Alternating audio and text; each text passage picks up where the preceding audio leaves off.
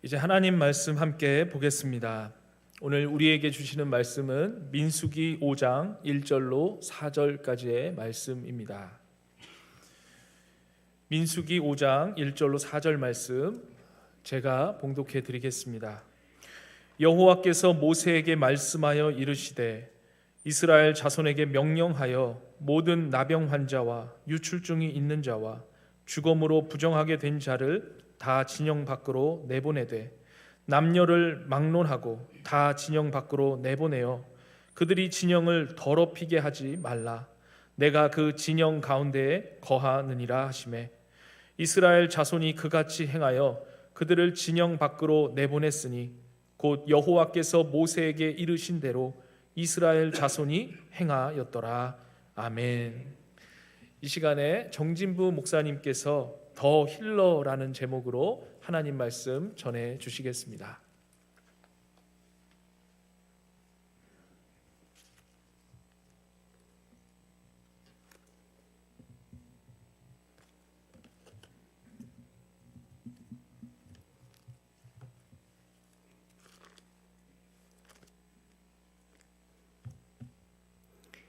말씀을 위해서 한번 기도하도록 하겠습니다.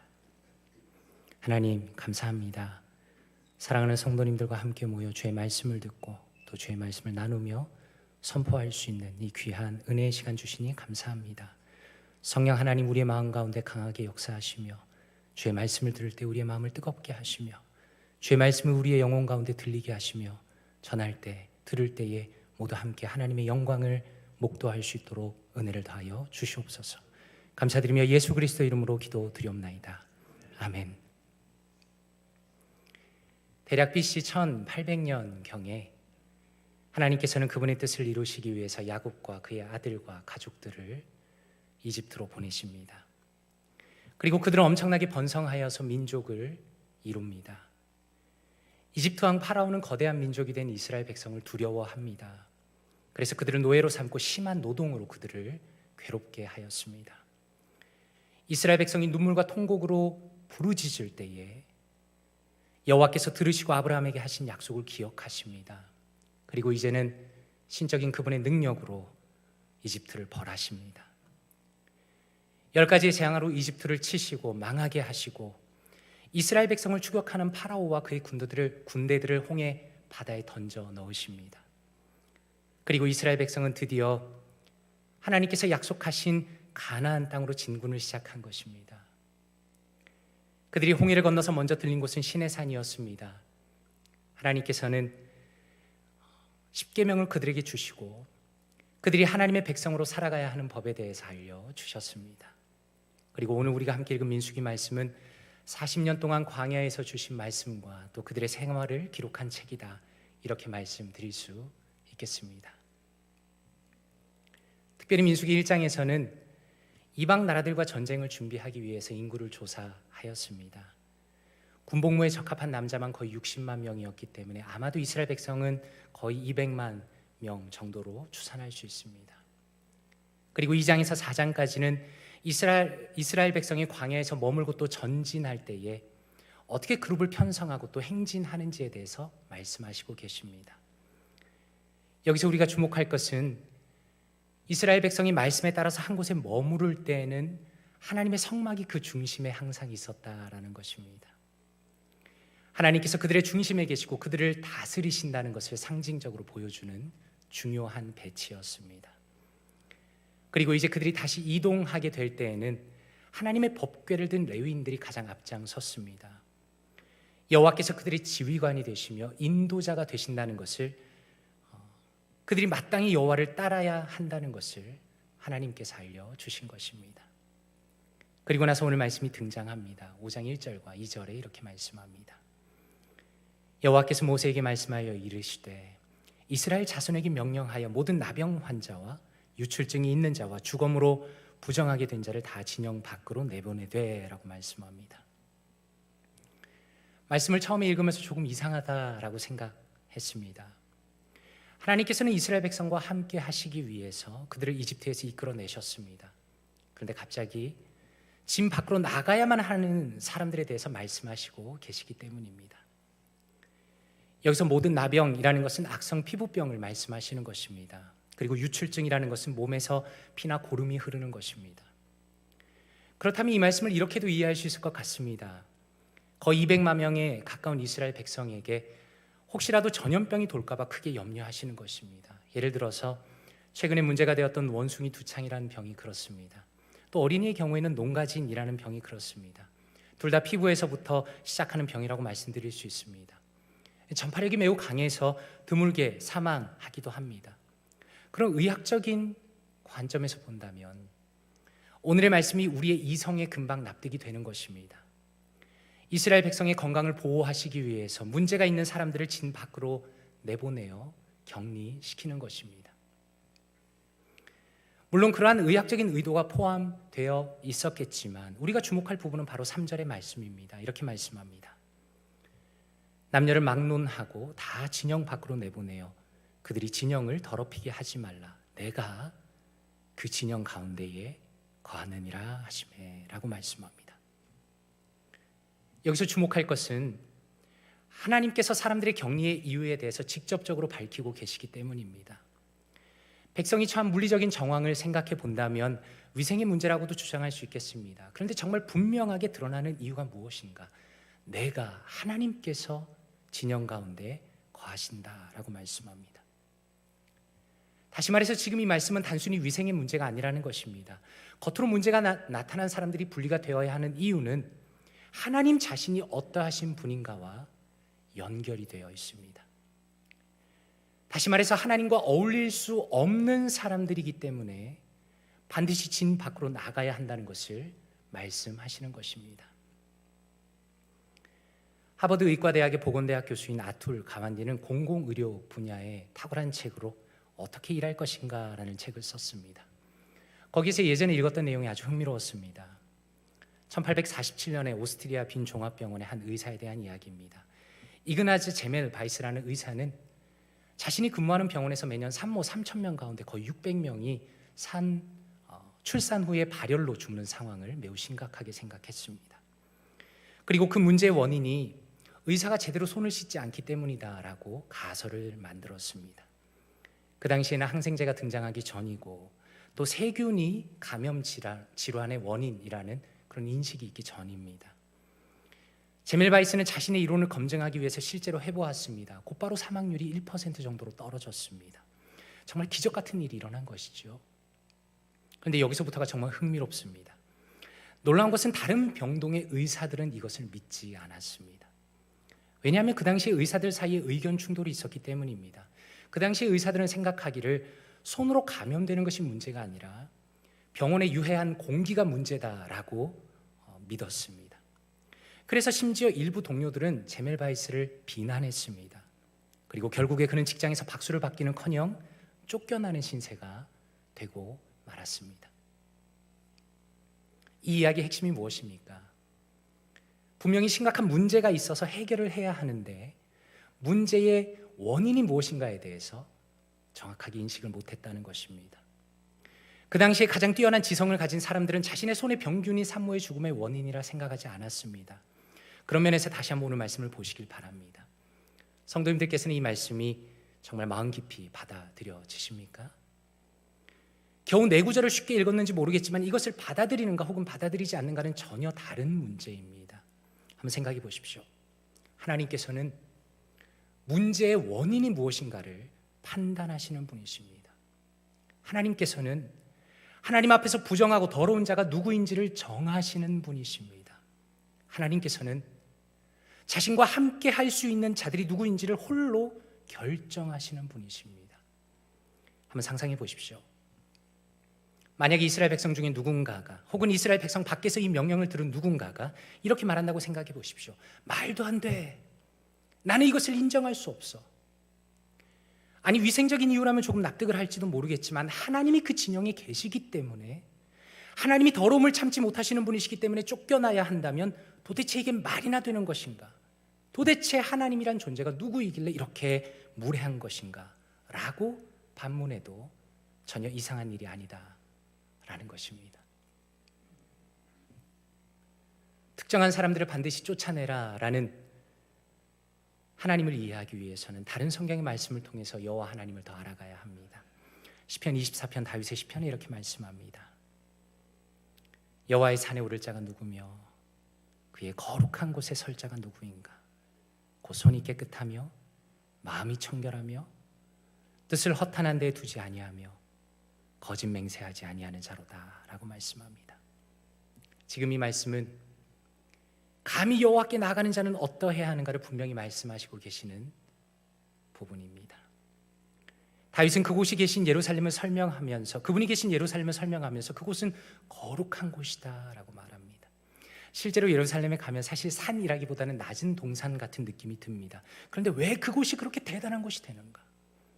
그 이유는 단 하나인데 거룩하신 여호와께서 바로 거기 계시기 때문입니다. 여기서 거룩이라는 것은 여호와의 어떠하심을 표현하는 표현입니다. 거룩이라는 것은 히브리어로는 구별되었다, 구분되었다, 유일하다 이런 뜻입니다. 그래서 이것은 사실상 창조주와 피조물의 구별을 강조하는 것입니다. 한마디로 거룩한 그분은 인간이 아니라 절대자이며 신이다라는 것입니다. 하나님은 너무나 완벽하시고 아름다우시고 영광스러우시고 나무랄 데가 없는 가장 완전한 존재. 그래서 하나님께서는 윤리적으로도 완벽한 분입니다. 그분은 선하신 분이실 뿐 아니라 사실은 선 그 자체이십니다. 그분은 본질적으로 죄를 혐오하십니다. 그것과 공존할 수 없습니다. 그렇기 때문에 그분의 거룩함이라는 것은 완전한 정결함과 완전한 깨끗함을 요구하실 수밖에 없는 것입니다. 그리고 바로 그런 맥락에서 오늘의 말씀이 이해가 되어야 합니다. 한번 생각해 보십시오. 우리가 정성스럽게 흰 옷을 입고 준비해서 외출을 했습니다. 그런데 어디서 갑자기 더러운 물이 옷에 튀었다고 한번 생각해 보십시오. 정말 상상하고 싶지 않은 것이죠. 그런데 하물며 온 우주와 구별되시는 단 하나의 흠도 없는 그분께서 이스라엘 백성 가운데 거하시면서 그들에게 정결함을 요구하시고 그분 앞에 정결하지 못한 사람을 거절하시는 것은 너무나 당연한 일입니다. 그래서 오늘 말씀이 보여주는 핵심은 명백합니다. 그들에게 육체적인 순결함에 대해서 강조하시면서 그들의 내면까지 완전함을 요구하시는 그 하나님의 거룩함을 그들에게 깨닫게 하신다는 것입니다. 하나님과 동행하고자 한다면 그의 행위가 하나님 앞에 깨끗할 뿐만 아니라 그의 마음까지 정결해야 한다는 것을 말씀하시는 것입니다. 사실 이 말씀을 우리가 심각하게 받아들인다면 바로 그때서야 제대로 하나님의 말씀과 우리가 만난 것입니다. 한번 생각해 보십시오. 어떻게 일할 것인가의 이 짧은 스토리 안에서 왜 그렇게 뛰어난 의사들이 자신들이 산모의 죽음이 원인이 될 수 있다는 것을 인정하지 않았을까요? 그것은 그들의 교만 때문에 그렇습니다. 그 당시 그들의 생각과 상식과 의료 지식에 맞지 않았기 때문입니다. 그러나 그들의 교만의 결과는 너무나 끔찍했습니다. 결론적으로 자신들이 문제가 있다는 것을 거절했기 때문에 여전히 자신들의 손에 수많은 산모들의 죽임을 본 것입니다. 그렇다면 우리 인간은 어떻습니까? 사람들의 가장 큰 오해가 무엇일까요? 그것은 기독교를 단순히 도덕적인 종교로 받아들이는 것입니다. 사람들은 하나님에 대해서 이렇게 저렇게 이야기를 합니다. 하나님께서는 성경에 이런저런 명령을 많이 내리셨다고 생각합니다. 그리고 내가 어디서 들어본 명령을 잘 지키면 그래도 나는 상대적으로 좋은 사람이다. 내가 그 명령들을 잘 못 지키면 나는 상대적으로 나쁜 사람이다 라고 기독교를 판단한다는 것입니다. 그런데 오늘 말씀에는 무엇을 요구하십니까? 어떤 의미에서 우리의 상식을 초월할 만큼 철저한 순수함을 요구하십니다. 모든 악성 피부병과 몸에 문제가 있는 사람들은 단 한 명도 진 안에 남아있을 수가 없었습니다. 그리고 성경은 그것에 대해서 어떻게 말씀하시는가? 여호와는 온 우주를 통틀어 유일하게 완벽하게 거룩한 존재이시기 때문에 단순히 인간의 행동 하나하나의 문제가 아니라 인간의 부패한 그 마음까지 다 아시며 그 행위와 그 마음까지 완전하게 정결한 자만이 하나님 앞에 나올 수 있다라고 말씀하시는 것입니다. 그렇다면 하나님께서 요구하시는 그 수준이란 어떤 것입니까? 거룩하신 하나님이 문제 삼으시는 그 인간의 본질은 무엇입니까? 참 재미있는 것은 요즘 시대를 살아가는 사람들의 모습입니다. 우리가 굳이 대단한 책을 들춰보지 않는다 하더라도 우리는 우리가 살아가는 시대가 심각한 문제가 있다는 것을 알고 있습니다. 그것은 인간의 자기 중심성입니다. 모든 사람은 자기 자신이 중심이 되어 세상을 살아갑니다. 더 이상 남이 자신에게 무엇이라 말하는 것을 견디지 못하는 시대입니다. 미국에서는 특별히 프라이버시라는 말이 만능이 된 것 같습니다. 사람들은 더 이상 다른 사람의 삶에 관여하고 싶어 하지 않습니다. 그리고 그것을 그 사람을 존중하는 것이라고 점잖게 이야기합니다. 사람들은 더 이상 그 어떤 것도 듣지 않는 사람들이 되었습니다. 사람들에게 가장 중요한 삶의 기준은 내가 기분이 좋은가 나쁜가, 오직 그것만을 붙들고 살아가는 상황입니다. 그저 자신에게 있는 그 감정이 마치 신과 같은 존재가 된 것입니다. 우리는 그것을 좀 더 고급스러운 용어로 포스트 모더니즘이라 부릅니다. 그래서 우리 주변을 돌아보면 아쉽게도 온통 이기적인 사람들인데 사실 이상하게 생각할 필요는 전혀 없습니다. 대중은 자신의 감정이 좋은 대로, 자기가 살고 싶은 대로 살기 때문입니다.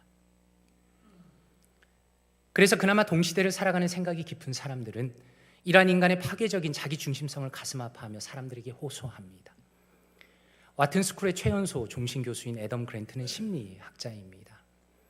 그는 그의 책 띵크 어게인에서 정말 존경받을 만한 성숙한 인간을 분석하며 이렇게 말합니다. 도대체 성숙한 사람의 특징이 무엇인가? 전문가들은 다양한 항목들을 통해서 미국의 역대 대통령의 순위를 매겼습니다. 그런데 흥미로운 것은 오직 단 하나의 일관된 특징이 위대한 대통령들에게 공통적으로 나타났다는 것입니다. 이렇게 이야기합니다. 위대한 대통령을 구별하는 요소는 바로 지적 호기심과 개방성이었다. 그들은 폭넓은 주제로 독서를 했으며 내치와 외교에 버금갈 정도로 생물학, 철학, 건축학 그리고 음악 분야의 발전에 대해서도 많은 것을 배우고 싶어 했다. 그들은 새로운 견해에 귀를 기울였고 자기가 가지고 있던 낡은 견해를 새롭게 고치는 데 관심을 쏟았다. 그들은 자기가 펼치던 정책들을 획득해야 하는 점수가 아니라 진행해야 할 일종의 실험으로 바라보았다. 그들은 직업 정치인이었지만 자기에게 닥친 문제들을 과학자 같은 태도와 접근법으로 풀곤 했다라고 말합니다. 애덤 그랜트가 주장하는 것은 분명합니다. 한마디로 누가 성숙한 사람인가? 자신을 돌아볼 수 있는 사람, 다른 사람의 의견을 들을 귀가 충분히 있어서 자신에게 문제가 있다는 것을 발견할 수 있는 사람, 그리고 자신이 처한 문제에 충분히 이성적으로 접근하여서 문제를 풀어내는 사람이 성숙한 사람이다라는 것입니다. 그런데 한번 생각해 보십시오. 사실 애덤 그랜트의 내용은 참으로 감동적이고 의미가 있습니다. 이미 아마존 베스트셀러이고 최고의 책으로 꼽혔습니다. 그러나 그럼에도 불구하고 한계가 있는 것입니다. 도대체 성경이 우리에게 요구하시는 것과 이러한 탁월한 자기개발서는 어떤 차이가 있습니까? 가장 결정적인 차이는 인간에게 요구하시는 그 기준이 완전히 다르다는 것입니다. 인간은 하나님의 형상을 따라 만들어졌기 때문에 그들은 충분히 어느 정도 수준까지는 위대한 사람들이 될 수 있습니다. 그런데 문제는 무엇입니까? 그저 나 자신을 돌아보는 것만으로는, 혹은 합리적이고 이성적인 생각을 연습하는 것만으로는 하나님의 거룩하신 수준에는 다다를 수 없다는 것입니다. 인간의 그 지독스러운 근본까지는 바꿀 수 없다는 것입니다. 마치 겉으로 보기에는 성인 군자 같을 수는 있겠으나 그러나 그 내면의 근본은 바꿀 수가 없습니다. 왜 그렇습니까? 그것은 인간의 영혼이 죄로 병들었기 때문입니다. 바로 이 부분을 정확하게 보기 위해서 인간이 무너지고 망가진 그 처음의 시점으로 가보아야 합니다. 거룩하신 여호와 하나님께서는 아무것도 없는 무에서부터 온 세상을 말씀으로 만드셨습니다. 그분은 세상을 가장 아름답게, 가장 완벽하게 만드셨습니다. 그분은 온 우주와 지구와 생물들을 만드셨습니다. 그리고 그분은 오직 인간만을 유일하게 그분을 닮은 존재로, 그분의 사랑과 의로움과 정의로움과 지혜를 닮은 존재로 만드셨습니다. 아담과 하와의 육체적인 그리고 지적인 능력은 감히 지금의 우리와는 비교할 수 없을 만큼 탁월했습니다. 에덴 동산에 선악과를 만드시고는 그 선악과를 따먹지 말라고 명령하십니다. 그리고 그것을 먹으면 반드시 죽는다고 하나님께서 말씀하셨습니다. 이것은 사람들이 흔히 오해하는 것처럼 하나님이 심술이 나서 맛있는 과일을 먹지 못하도록 테스트하는 것이 아니었습니다. 이것은 거룩하신 하나님에 대한 인간의 순종을 요구하신 것입니다. 인간이 하나님을 떠나서는 단 한순간도 살아갈 수 없다는 것을 그분의 말씀으로 분명히 가르쳐 주신 것입니다. 인간은 탁월하지만 인간일 뿐이라는 것입니다. 거룩하신 하나님과 그분에 의해서 만들어진 인간의 그 절대적인 차이야말로 성경의 핵심입니다. 하나님께서는 그분을 향한 인간의 순종이 자발적인 순종이 되기를 원하셨습니다. 인간이 자신을 높이지 않고 하나님만 높이고 그분께 순종하는 존재로 영원히 남기를 원하셨습니다. 그런데 아담과 하와는 하나님을 배신하고 반역하기로 선택합니다. 감히 그들은 자신들이 하나님처럼 될 수 있다고 생각했습니다. 그들은 하나님 앞에 선악과를 따먹음으로 죄를 짓습니다. 그리고 결국에 죄가 이 세상에 들어옵니다. 인간과 세상을 완전히 망쳐버렸습니다. 그리고 아담 이후로 모든 인간은 그 마음이 근본에서 부패하였습니다. 하나님을 싫어합니다. 하나님을 혐오합니다. 그분의 권위의 말씀에 분노합니다. 하나님을 버리고 타락한 인간은 나 자신을 하나님의 자리에 세웁니다. 나의 만족과 나의 기쁨과 나의 행복과 나의 즐거움만을 위해서 살아간다는 것입니다. 세상에 나밖에 없는 것입니다. 물론 평소에는 그것이 잘 드러나지 않습니다. 우리는 굉장히 나이스한 모습으로 우리를 감추기 때문입니다. 그런데 언제 우리의 죄성이 드러납니까? 내가 감추어왔던 내 은밀한 욕심이 침범을 받는다고 생각할 때, 하나님이란 존재의 명령이 나에게 손해가 되기 시작할 때, 그제서야 진짜 죄악된 내가 드러납니다. 그리고 바로 그때 기독교에 대해서 감추었던 분노를 드러내는 것입니다. 이렇게 말하는 것입니다. 아니, 하나님이란 존재가 무엇인데 나에게 이래라 저래라 하는가? 오늘 말씀이 보여주시는 것이 바로 그것입니다. 바로 그렇게 부패한 인간은 그분과 함께 할 수 없다는 것입니다. 하나님께서는 오늘의 말씀의 명령을 통해서 그분의 거룩하심과 인간의 죄라는 것이 결코 어울릴 수 없다는 것을 백성들의 행동을 통해서 그들에게 반복적으로 각인시키십니다. 이스라엘 백성들은 자신들의 몸에서 진물이 흐를 때마다 자신들에게 문제가 있다는 것을 심각하게 받아들였습니다. 그들은 거룩하신 하나님의 명령을 생각했습니다. 죄인은 하나님으로부터 분리될 수밖에 없다는 것을, 그리고 하나님의 긍휼과 회복과 치유가 없다면 그들이 다시는 하나님의 진영으로 돌아올 수 없다는 것을 절실하게 깨달은 것입니다. 이것이야말로 기독교가 우리에게 요구하는 것입니다. 그것은 거룩하신 하나님 앞에 죄인이 홀로 서는 것입니다. 그리고 거룩하신 하나님 앞에서 자신의 비참한 죄성과 마음과 행위로 지은 그 죄의 더러움과 심각함을 깨닫는 것입니다. 사실상 이러한 영혼의 태도가 없다면 기독교의 용어들에 대해서 친숙한 어떤 사람이라 할지라도 실상은 영적으로는 아무것도 가지지 못한 것일 수도 있습니다. C.S. 루이스는 그의 책 순전한 기독교에서 이렇게 말합니다. 기독교는 사람들에게 회개를 촉구하며 용서를 약속합니다. 그렇기 때문에 자신이 회개할 일을 저질렀다는 사실을 모르는 사람, 자신에게 용서가 필요하다고 생각지 않는 사람에게는 기독교가 아무 의미도 가질 수 없습니다. 이 모든 것을 깨닫기 전에는, 정말인지 이 모든 것을 깨닫는 그 순간이 오기 전까지는 기독교는 여러분에게 아무 말도 할 수가 없습니다 라고 말합니다. 아주 흥미로운 것은 복음서의 말씀에는 병이 낫는 장면들이 굉장히 많이 등장한다는 것입니다. 그 중에 하나의 이야기입니다. 마가복음 5장에 보면 혈루병에 걸린 여인이 등장합니다. 혈루병이라는 것은 여성의 기관에서 만성적으로 출혈해 일어나는 병을 의미합니다. 이 불쌍한 여인은 무려 12년 동안 이 병에 시달렸습니다. 그리고 많은 의사들을 찾아다녔지만 재산만 다 날리고 병은 고치지 못했습니다. 구약의 관점에서 보면 부정한 여인이라 말할 수 있습니다. 감히 하나님께 나아갈 수 없는 여인입니다. 그런데 이 여인이 예수님에 대한 소문을 들었습니다. 그분이 수많은 병자들을 고치셨다는 것입니다. 어느 날 그 여인이 예수님 뒤로 몰래 다가왔습니다. 놀랍게도 그 여인의 마음에는 그분의 옷자락만 만져도 나을 수 있겠다는 믿음이 있었습니다. 그리고 그 여인이 예수님의 옷자락에 손을 대었을 때 성경은 무엇이라 말씀하는가? 마가복음 5장 29절에 이에 그의 혈루 근원이 곧 마름에 병이 나온 줄 몸에 깨달으니라. 놀라운 일이 일어났습니다. 그 여인의 병이 근원이 고쳐졌습니다. 예수님께서는 그 누구도 볼 수 없었던, 그 누구도 접근하지 못했던 그 병의 가장 깊은 근원을 고치셨습니다. 하나님 앞에서 부정하다고 여겨지던 것이 예수님을 통해서 깨끗하게 사라진 것입니다. 예수님께서 자신의 능력이 사용된 것을 아시고 주변을 돌아보십니다. 여인은 두려워 떨면서 자신의 행동의 이유에 대해서 설명합니다. 예수님께서 이렇게 말씀하십니다. 5장 34절에 예수께서 이르시되 딸아, 내 믿음이 너를 구원하였으니 평안히 가라. 내 병에서 놓여 건강할지어다. 정말 놀랍지 않습니까? 여기서 중요한 것은 예수님이 그 여인의 병을 치유하시면서 그녀가 구원을 받았다라고 말씀하셨다는 것입니다. 단순히 너는 이제 유출병이 나았다라고 말씀하시지 않았습니다. 너는 나에 대한 믿음을 통해서 구원을 받았다라고 말씀합니다. 다시 한번 오늘 민수기 말씀을 생각해 보십시오. 구약에서 하나님께서는 부정한 사람들을 다 쫓아내라고 하셨습니다. 그런데 생각해 보면 이것은 하나님의 잘못이 아니라 인간의 잘못이라는 것을 알 수 있습니다. 하나님께서는 그들을 쫓아내실 수밖에 없었습니다. 마치 에덴 동산에서 아담과 하와가 쫓겨난 것처럼 죄인에게는 하나님과의 영원한 단절과 지옥만이 존재할 뿐입니다. 그런데 놀라운 것은 그것이 끝이 아니라는 것입니다.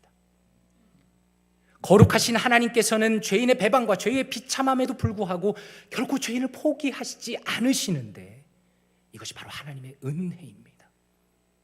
거룩하신 하나님은 죄인을 긍휼히 여기시며 여전히 일하시며 죄인을 위한 그분의 절대 사랑으로 죄인을 구원하시는 것입니다. 바로 그 일을 위하여 예수님께서 이 땅에 찾아오신 것입니다. 예수님이 누구이십니까? 그분은 하나님께서 보내신, 이 땅에 보내신 하나님의 아들이십니다. 그분은 성부 하나님과 본질상 동등하게 거룩하신 분이시며 성자로서 영원히 존재하시는 절대자입니다. 그러나 그분께서 완전한 하나님이자 완전한 인간으로 이 땅에 오셨습니다. 그분이 이 땅에 찾아오신 이유가 무엇인가? 바로 여기에 있는 우리를 위해서 찾아오신 것입니다. 거룩하신 하나님 앞에 감히 나아갈 수 없는 자들을 위하여 거룩하신 하나님이 가장 낮은 인간이 되어 직접 죄인을 위해 찾아오셨습니다. 우리의 영혼이 죄로 병들어 버려서 하나님께 반항하고 배반하고 그분을 대적하는 바로 그때에 오히려 우리를 고치시며 구원하시기 위하여 이 땅에 오셨습니다. 하나님을 대적하고 거룩한 명령을 어긴 이들은 영원한 죽음과 지옥을 그 대가로 치르게 되어 있습니다. 그런데 예수님께서는 인간의 모든 죄의 대가를 다 지불하셨습니다. 아무런 죄도 없으신 예수님께서 우리를 대신하여서 죄인이 받아야 하는 모욕과 고통을 홀로 당하셨습니다. 로마 병정들에 의하여서 그분의 몸이 찢어지고 그분의 살이 뜯어지고 그분의 모든 피가 흐를 때에 그분이 숨도 제대로 쉬지 못할 바로 그때에 감히 누구도 상상치도 못하는 고통을 홀로 당하셨습니다. 그리고 예수님께서는 하나님께 온전히 순종하심으로 완전한 의를 이루셨습니다. 인간은 하나님 앞에 영원히 부족할 뿐입니다. 우리의 선행이라는 것은 보잘것없을 뿐이고 깨끗한 척 포장하는 우리의 마음이라는 것은 남이 볼까 두려운 생각들로 가득한 것입니다. 다윗이 이야기한 것이 바로 그것입니다. 우리의 손의 선행이 완전하지 않으면, 우리의 마음이 정결하지 않으면 감히 거룩하신 하나님 앞에 나아갈 수가 없습니다. 그런데 예수님께서는 전 인류 역사상 유일한 인간으로 하나님 앞에 온전한 순종을 드리십니다. 그분은 이 땅에 오신 그 순간부터 모든 생애 동안 아버지의 모든 말씀을 순종하셨습니다. 그리고 십자가에서 그 순종을 온전히 이루신 것입니다. 놀라운 것은 성경이 말씀하기를 그분의 의로움이 우리의 것이 되었다라고 말합니다. 고린도서 5장 21절입니다. 하나님이 죄를 알지도 못하신 이를 우리를 대신하여 죄로 삼으신 것은 우리로 하여금 그 안에서, 그분 안에서 하나님의 의가 되게 하려 하심이라 라고 말씀합니다. 칼빈은 기독교 강요에서 이렇게 말합니다. 보시다시피 우리의 의는 우리 속에 있는 것이 아니라 그리스도 안에 있는 것이다. 우리가 그 의를 소유하는 것은 오직 우리가 그리스도 안에 참여한 자들이기 때문이다. 그리스도와 함께 그 모든 풍성한 것들을 우리가 소유하고 있는 것이다. 주 그리스도께서 그의 의를 우리와 함께 아주 놀랍게 나누고 계시므로 그는 이 능력을 충분히 우리에게 부어주셔서 하나님의 심판을 견디도록 하는 것이다 라고 말합니다. 다시 말해서 우리 중에 그 누구도 자기 자신이 의롭고 완벽한 사람이라서 하나님께 나아가는 것이 아니라는 것입니다. 오히려 우리가 예수님을 구원자로 믿고 그리스도와 영적으로 연합함으로 하나님께서 그분의 의로움을 우리에게 입히셨기 때문에 예수 그리스도의 의로움을 힘입어 주님 앞으로 나아가는 것입니다. 그러므로 우리의 모든 신앙생활은 예수님 때문에 가능한 것입니다. 예수님 때문에 우리가 하나님을 찾고 그분을 부르고 그분께 기도하며 감히 하나님의 백성으로 자녀로 설 수 있다는 것입니다. 예수님 때문에. 이제는 주님께서 우리를 나의 사랑하는 아들이다, 나의 딸이다 라고 부르신다는 것입니다. 그런 면에서 진정한 치유는 어디에 있습니까? 예수님 안에 있는 것입니다. 오직 그분만이 진정한 그리고 유일한 치유자가 되십니다. 여기서 말씀드리는 치유라는 것은 매우 실제적인 영혼의 변화를 의미하는 것인데, 우리의 영혼을 그 근본에서부터 지배하는 사고의 흐름이며 동시에 영적인 태도라고 말할 수 있겠습니다. 치료자이신 예수님을 맞는 사람은 어떤 사람입니까? 거룩하신 하나님 앞에서 나를 깨닫는 사람입니다. 우리가 죄인이라는 것을 깨달으며 예수님의 지극히 소중함을 알게 된 사람입니다. 예수님의 의로움이 없다면 하나님 앞에 설 수 없다는 것을 아는 사람입니다. 하나님께 올리신 예수님의 그 온전한 순종을 보면서 하나님의 치유된 백성이 어떻게 살아가야 하는지를 분명한 방향성을 발견한 사람입니다. 우리와 영적으로 연합하신 예수님으로부터 그분의 놀라운 은혜와 영적인 힘을 공급받는 사람입니다. 그리고 더 나아가 우리의 구원이 결코 흔들릴 수 없는 이유가 나 자신이 아니라 그분에게 전적으로 달려있다는 것을 내 영혼의 가장 깊은 감격 속에 기뻐하는 사람입니다. 바로 이 사람이야말로 진정한 치료자이시며 구원자이신 예수 그리스도를 제대로 만난 사람입니다. 그런 면에서 오늘 민수기 말씀에서 주목할 것은 하나님의 공동체가 함께 마음을 모으고 있다는 사실입니다. 4절에 이렇게 말씀합니다. 이스라엘 자손이 그같이 행하여 그들을 진영 밖으로 내보냈으니 곧 여호와께서 모세에게 이르신 대로 이스라엘 자손이 행하였더라 라고 말씀합니다. 한번 생각해 보십시오. 만약에 이스라엘 백성이 마음이 하나로 모아지지 않았다면 어떤 일이 일어났겠습니까? 그분의 거룩하심에 대한 공통된 깊은 인식이 없었다면 병에 걸린 사람들을 숨겨주었겠죠. 그들의 공동체가 망가졌을 것이 틀림없습니다. 그런 면에서 광야에서 이스라엘 공동체를 하나로 묶어주는 것이 무엇이었는가? 그것은 거룩하신 하나님에 대한 깊은 인식과 믿음과 그분에 대한 순종, 그리고 성경 전체의 관점에서 말하자면 예수 그리스도에 대한 믿음과 그분에 대한 사랑이라고 말할 수 있습니다. 그런 면에서 교회라는 공동체는 정말 놀라운 공동체입니다. 보네퍼는 그의 책 나를 따르라에서 교회에 대해서 이렇게 표현합니다. 제자 공동체인 그리스도의 에클레시아는 세상의 지배를 받지 않는다. 사실 에클레시아는 세상 한가운데 있지만 한 몸이 된 독자적 영역, 독자적 공간이다 라고 말합니다. 저는 이 부분을 읽는데 참으로 마음이 뭉클했습니다. 그리스도의 교회는 어떤 존재입니까? 세상 가운데 분명히 존재합니다. 그러나 우리는 또 한편으로는 완전히 독립되어 있습니다.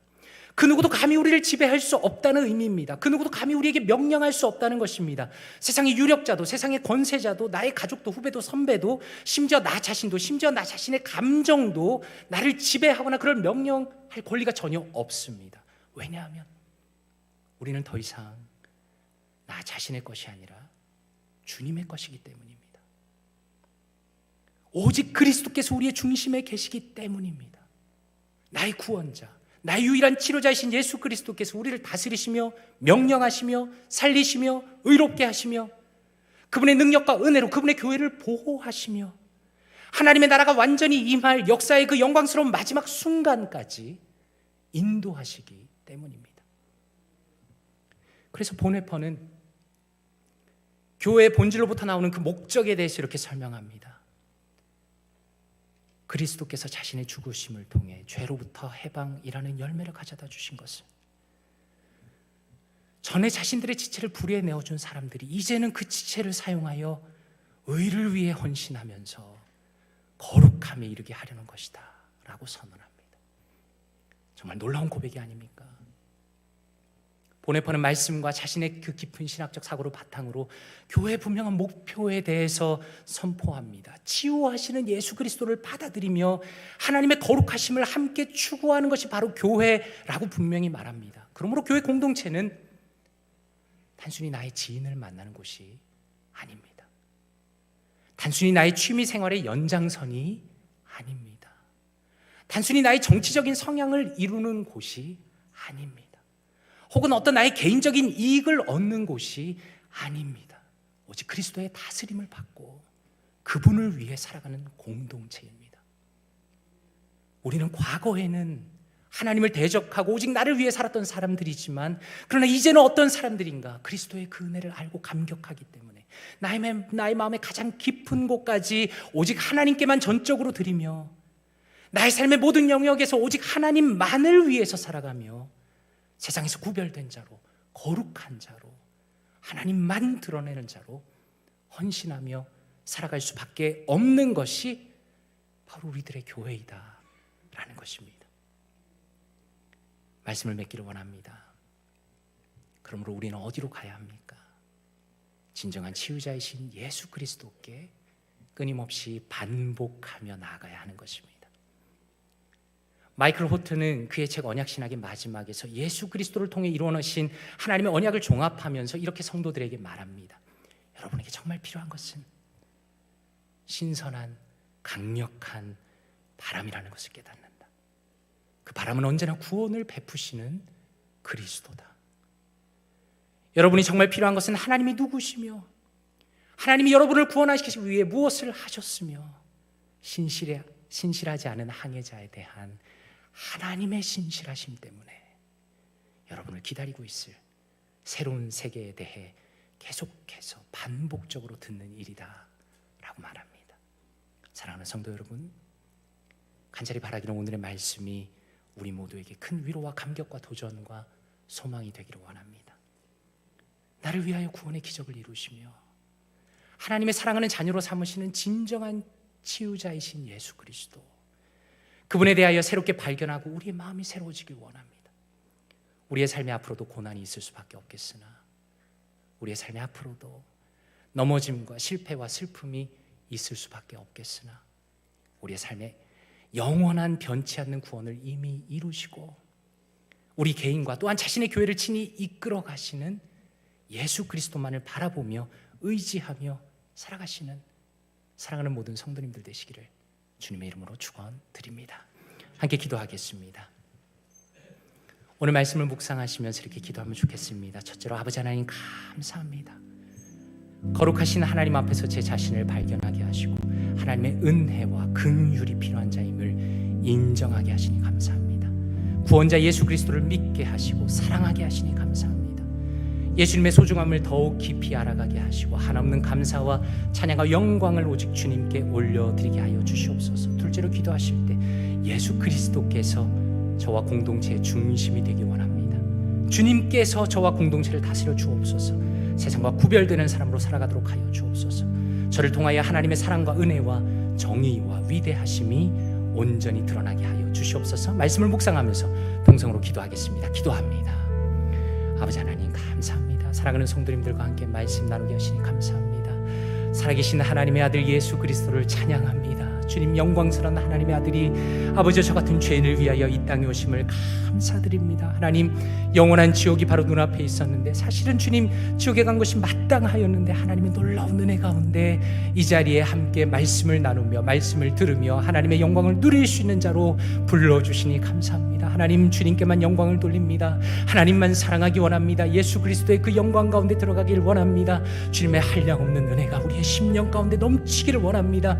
예수 그리스도의 그 지극히 소중함이 하나님 우리의 평생 가운데 우리의 마음속에 깊이 남게 하시며 하나님을 붙들며 주님의 그 놀라운 은혜 예수 그리스도를 붙들며 살아갈 수 있도록 도와주시옵소서. 주님께서 다스리시는 사람 되기 원합니다. 주님께서 다스리시는 교회 되기 원합니다. 예수 그리스도가 중심에 계시는 교회 되기 원합니다. 하나님의 온전한 다스림이 우리 교회 가운데 있기 원하며 우리 각 사람의 중심에 있기를 원합니다. 예수 그리스도만을 바라보며 주님만을 의지하며 주님만을 붙들며 주님만을 사모하며 걸어가는 우리가 될 수 있도록 역사하여 주시옵소서. 주셔서 하나님의 영광이 드러나는 아름다운 교회, 아름다운 개인, 아름다운 공동체, 아름다운 우리 각자의 삶이 될 수 있도록 주께서 역사하시고 은혜를 베풀어 주시옵소서. 사랑하는 모든 성도님들의 삶 가운데, 또한 저의 삶 가운데 이런 하늘의 영광의 복이 넘치도록 하여 주시옵소서. 아버지 하나님 감사합니다. 예수 그리스도를 찬양합니다. 주님을 높입니다. 주님의 영광을 바라보며 감사드립니다. 이 모든 말씀 예수 그리스도 이름으로 기도드리옵나이다. 아멘. 모두 다